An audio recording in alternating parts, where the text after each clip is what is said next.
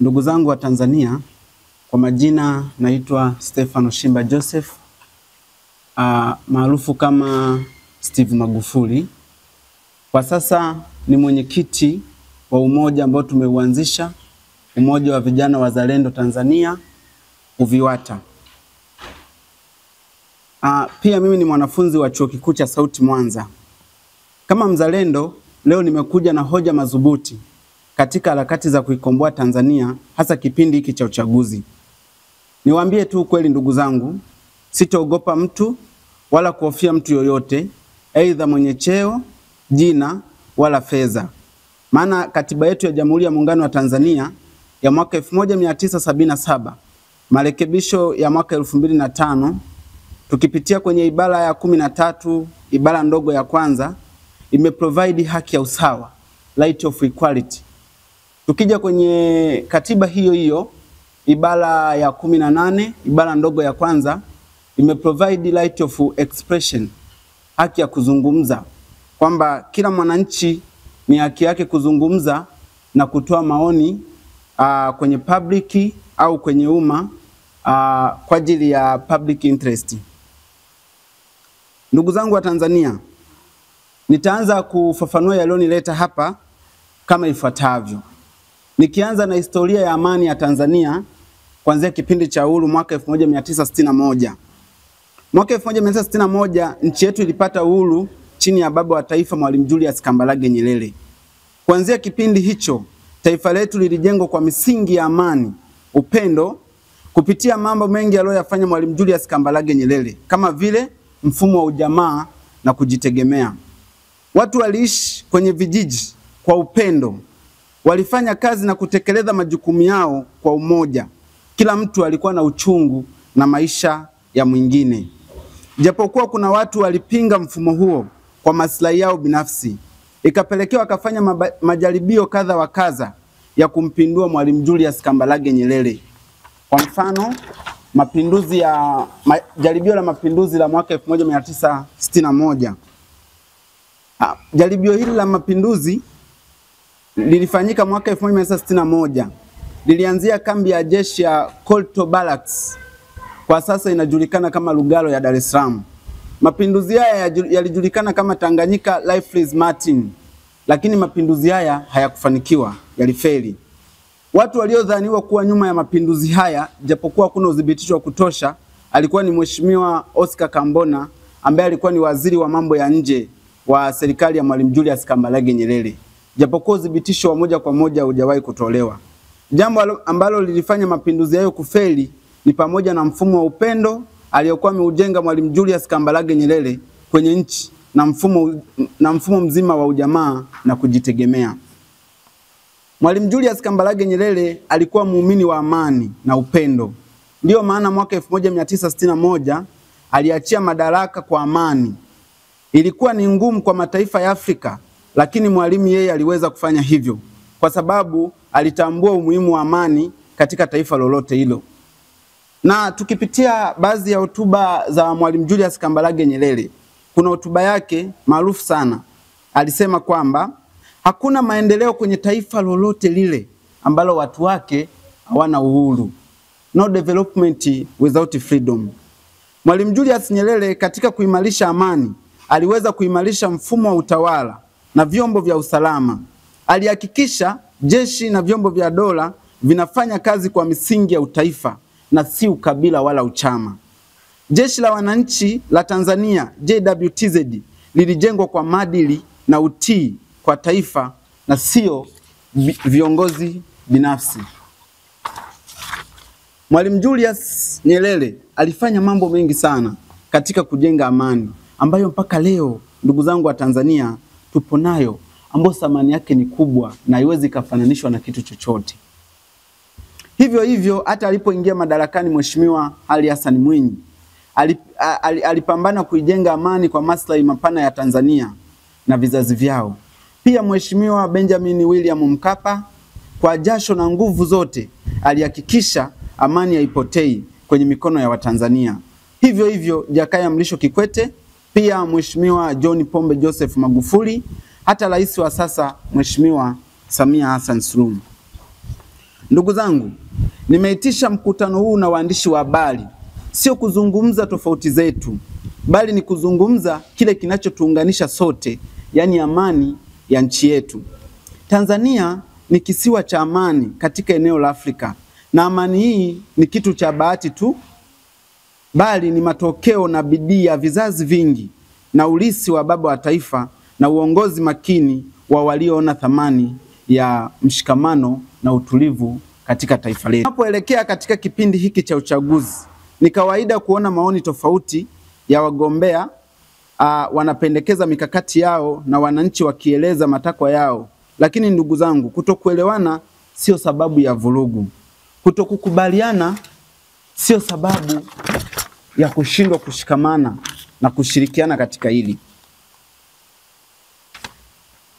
Natamani kila mmoja atambue kwamba maandamano yanayoibuka kwa hasira hayamsaidii yeyote, yanaharibu amani, maana vurugu haziishi kwa mtu mmoja, zinagusa kila mwananchi, maana zinaharibu biashara, zinaharibu makazi, na mara nyingi huleta huzuni zisizokuwa na sababu. Wapendwa wangu wa Tanzania, sio kwamba naongea tu, angalieni majirani zetu Kongo wanavyouana, Sudani wanavyouana, Rwanda mauaji ya kimbali watu walivyokufa, mauaji ya Darfur watu waliuawa kama wanyama. Lakini sisi Mungu ametujali amani hii ambayo sasa kuna watu wanaichochea na wanataka kuiharibu ili na sisi tuanze kusota. Ndugu zangu wa Tanzania, utulivu ni nguvu, sio udhaifu. Ni njia ya kueleza hisia zetu kwa heshima bila kuathiri wengine. Ni njia ya kudhibitisha kuwa tunathamini demokrasia. Kwa hivyo nawaomba kwa dhati, msiruhusu hasira ipange matendo yenu. Msiruhusu habari za uongo kuchochea mgawanyiko. Tuchague njia ya amani, njia ya utulivu na heshima. Ndugu zangu, tumepitia mengi katika historia yetu. Tumepitia changamoto za kisiasa, uchumi mgumu, vikwazo vya kijamii, lakini tulipambana kwa pamoja na tulishinda. Hata kama matokeo ya uchaguzi hayakubaliani na matakwa yetu, tukumbuke demokrasia ni mchakato na sio tukio la vurugu. Ni vyema zaidi tutumie vyombo vya kisheria na huru ili kusuluhisha changamoto, na tusiruhusu machozi na damu za Watanzania kuathiri ndoto ya pamoja. Ndugu zangu, napenda kusisitiza, amani ni urithi, utulivu, demokrasia uhitaji mwelekeo wa akili zaidi ya hasira. Tushirikiane kulinda taifa letu, tusiruhusu chuki, tusiruhusu kisasi kuharibu ulisi wa vizazi vyetu. Amani yetu ni nguvu yetu, utulivu wetu ni dira yetu, na Tanzania yetu ni nyumbani kwetu sote. Ndugu zangu, amani ndo kila kitu kwenye maendeleo ya taifa la Tanzania, hata taifa lolote lile duniani.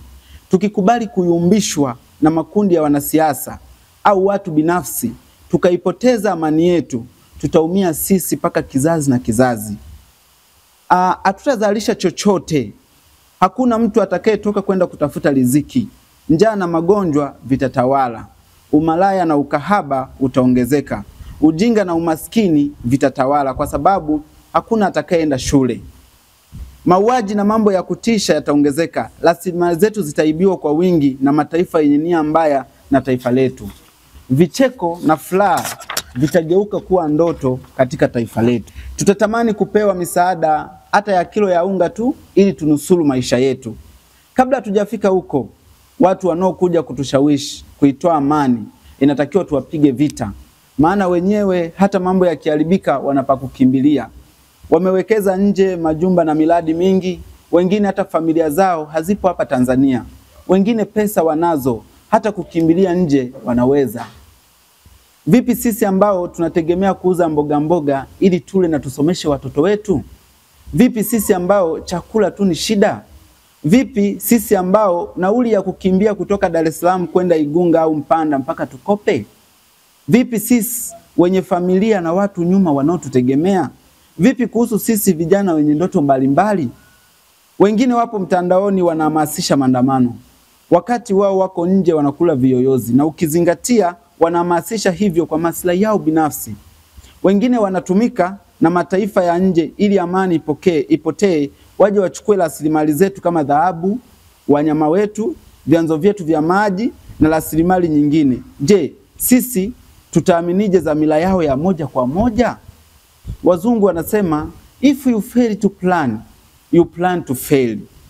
Vipi kama ukiwafuata ukapata matatizo? Hebu angalia watoto, ndugu na jamaa walioko nyuma yako, ambao bila wewe kusurvive itakuwa ni shida. Bila wewe maisha yao yatakuwa ni gumzo. Ndugu zangu wa Tanzania, umuhimu wa amani tulionayo sasa. Chukua hatua stahiki. Hao watu wanaokutegemea ukiumia na ukitoweka, wewe tumaini lao hapa duniani alipo tena. Ndugu zangu, maandamano ni haki ya kila Mtanzania na yapo kikatiba. Lakini sio kila haki huletwa kwa maumivu. Tunaweza kupaza sauti bila kupoteza utu. Tunaweza kupinga bila kuharibu. Pia watawala wanaweza kusimama imara bila kuumiza mtu. Ndugu zangu, angalieni nyuma, kila taifa lililopoteza amani lilianza hivi hivi, kwa sauti ya hasira, kwa jiwe moja, kwa damu, tone moja, na kesho yake ikawa jivu, ikawa kaburi la ndoto zao. Tusifanye kosa hilo ndugu zangu. Najua wengi wenu hamna kazi. Najua wengi wenu hamna chakula. Najua wengi wenu mmevumilia miaka mingi bila kusikika. Lakini leo ninawaomba kitu kimoja. Tusiharibu kesho kwa hasira ya leo. Kwa sababu kesho tunahitaji amani hii ili tuijenge upya nchi yetu ya Tanzania. Mimi siwaambii mnyamaze, hapana. Sauti zenu ni muhimu, lakini mzipaze kwa hekima, kwa nidhamu, kwa uhai. Tupaze sauti ili tusikike, sio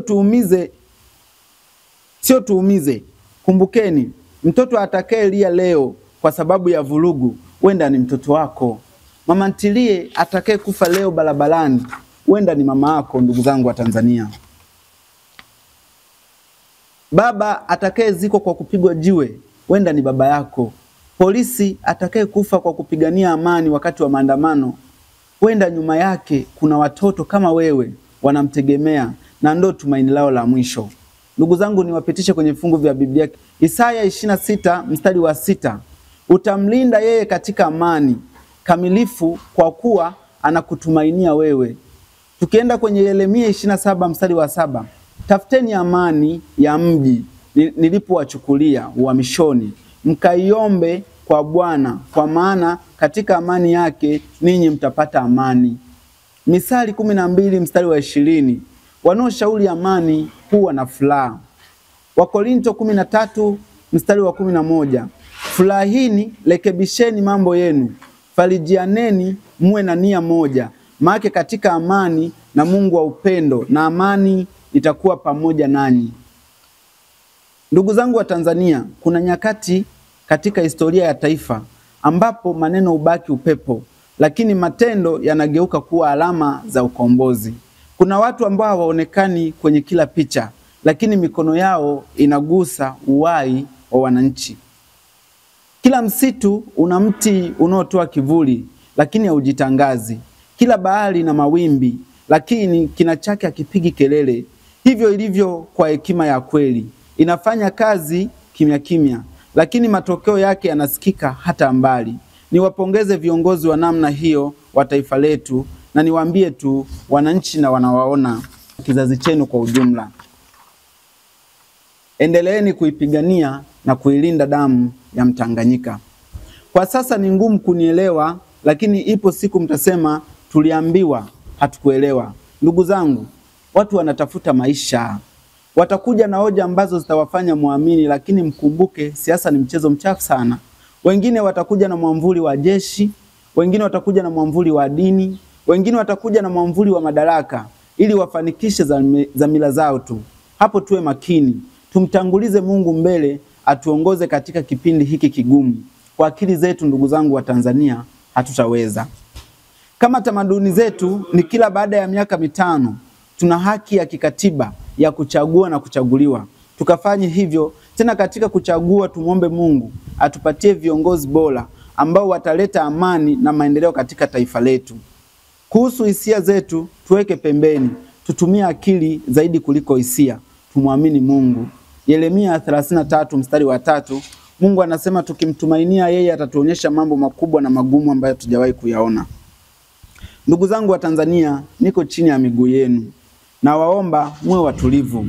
Muachane na vita vya kisiasa. Tukaungane kama mnyororo, tuilinde amani yetu, ndio urithi wetu. Kwa kutambua hilo, nimeongea na baadhi ya viongozi wa dini kama vile viongozi wa kanisa la Free Pentecostal of Church, FPCT, EAGT, pamoja na Assembly of God, TAG, makanisa ya Ngurumo. Nikawaomba kwa unyenyekevu sana. Na waomba tena ndugu zangu na viongozi wa dini, na waomba tena. Itakapofika tarehe 25 mwezi wa 10 mwaka 2025 hadi tarehe 28 mwezi wa 10 mwaka 2025 itakuwa ni siku 4 tu. Tutengeneze mfungo, tufunge siku 4 mfululizo. Tukaombee amani ya taifa letu. Tuitangaze kauli mbiu yetu ya mfungo huu wa siku 4 ambayo ni Tanzania Peace and Love. Kwa hizi siku 4 ndugu zangu, kwa wale viongozi wa dini ambao tumeshazungumza na tukakubaliana tutafanya hivyo, ninawaomba kauli mbiu yetu itakuwa Tanzania Peace and Love. Itakuwa ni mfungo wa siku 4. Kila mtu ndugu zangu mzalendo anayependa taifa lake. Najua kwa sasa kwa sababu ya miemko hatuwezi tukaelewana. Lakini kama una dhamira ya kweli na uzalendo wa kweli, tukafanya hivyo kwa ajili ya kuliombea taifa letu. Hali tuliopo sasa hivi sio nzuri, na mimi napenda kusema ukweli. Tunamsema kweli siku zote ni mpenzi wa Mungu. Pia ninaliomba kanisa Katoliki na ndugu zangu Waislamu na makanisa yote tuungane katika mfungo huu wa siku 4. Tuliombee taifa letu. Mfungo huu ukiongozwa na kauli mbiu ya Tanzania Peace and Love, ambao utakuwa ni mfungo wa siku 4. Pia kwa wale watakaohitaji kujiunga na umoja wa vijana wazalendo Tanzania, UVIWATA, kwa wale watakaohitaji kushirikiana nami katika kuitangaza amani kipindi hichi cha uchaguzi, tuwasiliane kupitia email magufulisteve@gmail.com au WhatsApp kwa 0762 22 09 89, 0762 22 09 89. Asanteni sana na Mungu awabariki ndugu zangu wa Tanzania. Na waombeeni amani iwatawale. Asanteni sana.